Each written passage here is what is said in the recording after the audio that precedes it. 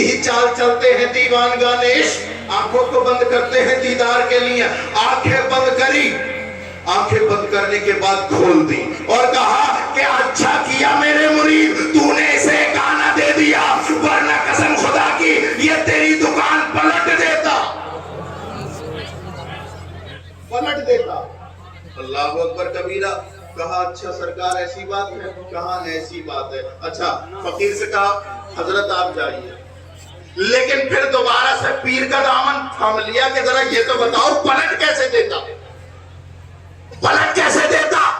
اللہ اکبر کبیرہ۔ حضرت نظام الدین اولیاء رضی اللہ تعالیٰ عنہ فرماتے ہیں کہ اے میرے مرید سن، جب میں آیا تھا تو مجھے بھی ایسا لگا تھا کہ اس میں کچھ نہیں ہے، لیکن میں نے آنکھیں بند کری، اس کے اندر جھانکا، اس کے اندر کچھ نہیں پایا، پھر میں نے اس کے مرید کو دیکھا، اس کے مرید کے اندر بھی اس کے پیر کو دیکھا، اس کے پیر کے اندر بھی ایسا کوئی خاص نہیں پایا، پھر اس کے پیر کے اندر دیکھا، پھر اس کے پیر کے اندر دیکھا، پھر پیروں کے پیر کے اندر دیکھا، پھر اس کے اندر پیر کے اندر اس کے پیر سب کو دیکھتا گیا، اور پھر اچانک میری نظر بغداد کے سرتاج شاہ نادر شاہ کے دادا غوث پاک پر پڑی کہ وہ خانقاہ غوثیہ میں بیٹھ کر کہہ رہے نظام الدین اچھا کیا کہ تو نے دلوا دیا، یہ فقیر تو نہیں پلٹتا، بغداد سے میں ضرور پلٹ دیتا۔ سبحان اللہ۔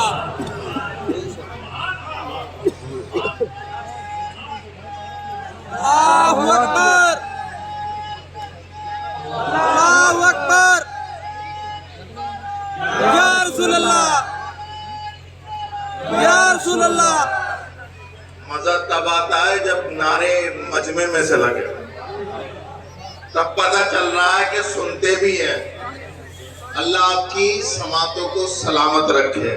میں یہ کہنا چاہتا ہوں کہ سید نادر شاہ جیلانی کو ایسا ویسا مت سمجھنا، ان کی نسبتیں بہت بڑی ہیں، ان کی نسبتیں ایسی نسبت ہے کہ حضرت امام مہدی کے ظاہر ہونے تک، قسم خدا کی، جب تک کہ وہ غوث پاک کی دہلیز پر اپنا خراج عقیدت پیش نہیں کرے گا کہ تب عالم بن جائے، ولایت نہیں مل سکتی، ولایت نہیں مل سکتی۔ ان کی نسبت بڑی اونچی نسبت ہے۔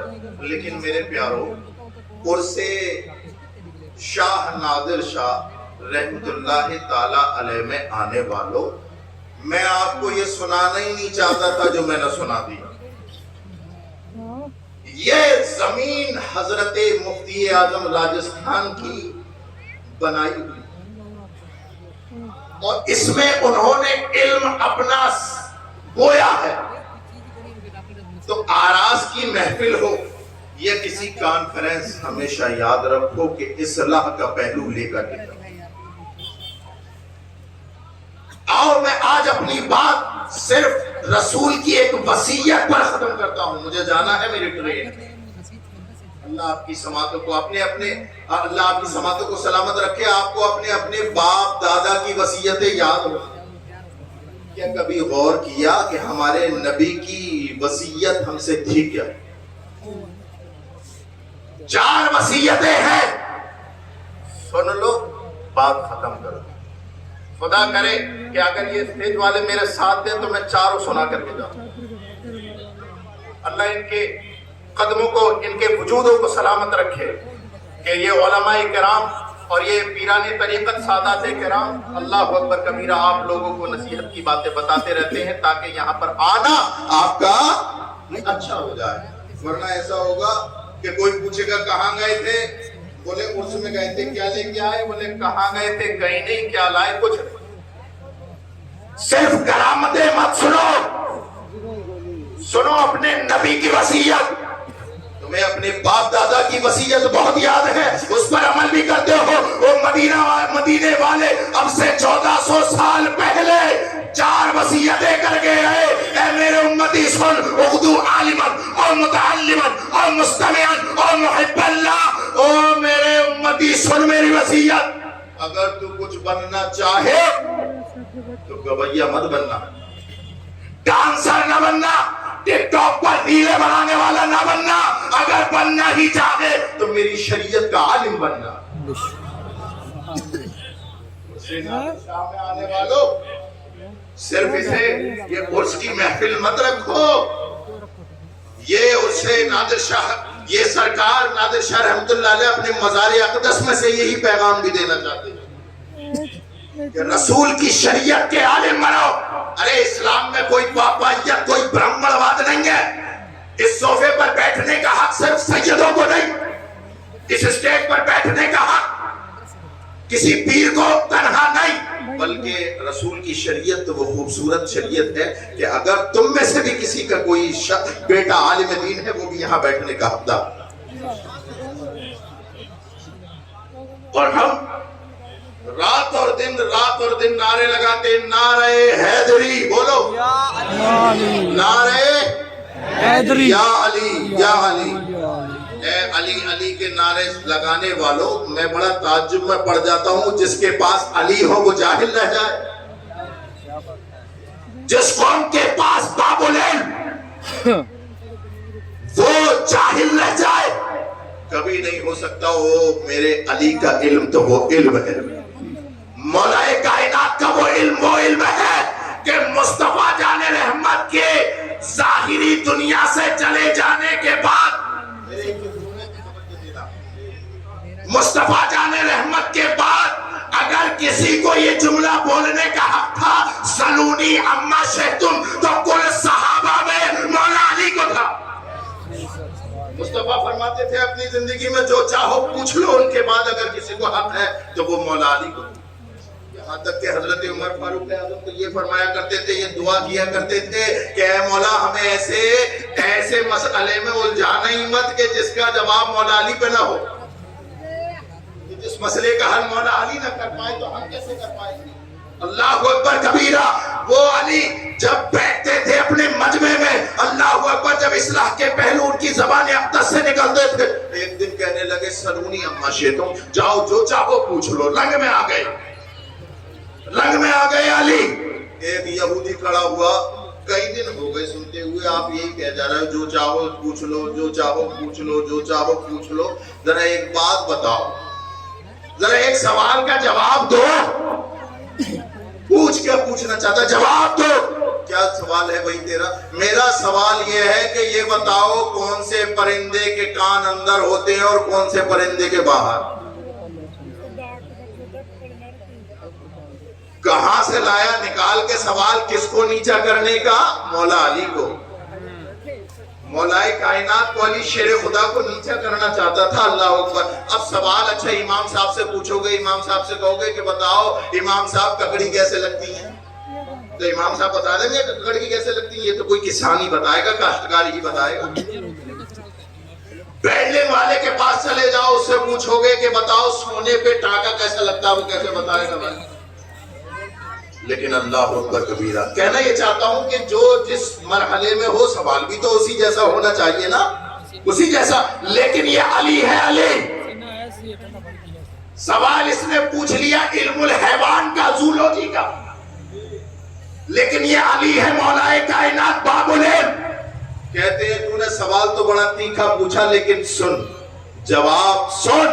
مولا کائنات فرماتے ہیں کہ یہ پوچھتا ہے کہ کون سا جانور انڈے دیتا ہے اور کون سا بچے دیتا ہے، تو مولا علی نے فرمایا کہ جس کے کان باہر ہو وہ بچے دیتا ہے اور جس کے کان اندر ہو وہ انڈے دیتا ہے۔ یہ ایک سوال تھا، یہ اس کا جواب تھا، اور سوال اور جواب کو ہوئے 14 صدیاں گزر گئی۔ اب ریسرچ ہوئی امریکہ میں، لوگ کہنے لگے کسی طریقے سے مولا علی کی بات کو غلط کیا جائے۔ امریکہ میں ریسرچ ہونے لگی، اللہ اکبر، یونائٹڈ کنگڈم میں ریسرچ ہونے لگی، ناسا والے الگ ریسرچ کرنے لگے، لیکن ریسرچ کرتے کرتے راتوں کو کالی کرتے کرتے جب ایک مقام پر پہنچے تو آخری مقام وہی تھا۔ جب سوال کے جواب میں پہنچے تو سوال کا جواب وہی تھا جو 14 صدیوں پہلے مولا کائنات دے چکے تھے۔ مولا کائنات جو جواب دے چکے تھے وہی تھا۔ تو میں کہنا یہ چاہتا ہوں کہ جس قوم کے پاس مولا علی ہو اسے عالم ضرور بننا چاہیے، اور عالم کا مرتبہ جانتے ہیں؟ اللہ کے رسول ارشاد فرماتے خلقت السادات من صلبی وخلق العلماء من صدری۔ وہ لوگ جنہیں تم سید کہتے ہو نا، سید وہ تم تمہارے نبی کی پشت سے پیدا ہے، اور یہ نبی کی شریعت کے عالم یہ تمہارے نبی کے سینے کے نور سے پیدا ہے۔ اب بتاؤ ذرا ان سیدوں جیسا کون جسے نبی کی پشت کا فیضان بھی ملا اور نبی کے سینے کا فیضان ملا؟ یہ میں تحدیث نعمت کے طور پر کہہ رہا ہوں۔ سرکار نے فرمایا کہ وہ لوگوں، پہلی وصیت یہ ہے کہ عالم بنو، دوسری وصیت سنو اور متعلمن، اے لوگوں اگر تم عالم نہ بن سکو، نواز شریف میں آنے والوں اگر تم عالم نہ بن سکو تو اپنے رسول کی شریعت کے طالب علم بن جانا۔ اور طالب علم کی کوئی عمر نہیں ہوتی، 60 سال میں بھی طلب علم کر سکتا ہے۔ ہم یہ دیکھتے اتنا بڑا مجمع ہے۔ ایک سوال پوچھ لوں آپ سے، یہ بتاؤ وضو کرنا کسے کسے آتا ہے؟ سب کو ہی آتا ہے، ہاتھ کھڑا کرو۔ سب کو آتا ہے نا؟ اب نیچے کر لو۔ ذرا یہ بتاؤ کہ وضو کرنے کا طریقہ کیا آپ نے کتاب سے پڑھ کے سیکھا؟ ہمارے ابا ایسی کرتے تھے تو ہم بھی ایسے کرنے لگے، ہمارے چچا ایسی کرتے تھے تو ہم بھی کرنے لگے۔ یہ دیکھا دیکھی والی شریعت نہیں، پڑھ کر سیکھو۔ 60 سال کی عمر ہو گئی لیکن نماز پڑھنا نہیں آتا۔ نماز میں کیسا کھڑا ہو جاتا ہے نہیں آتا۔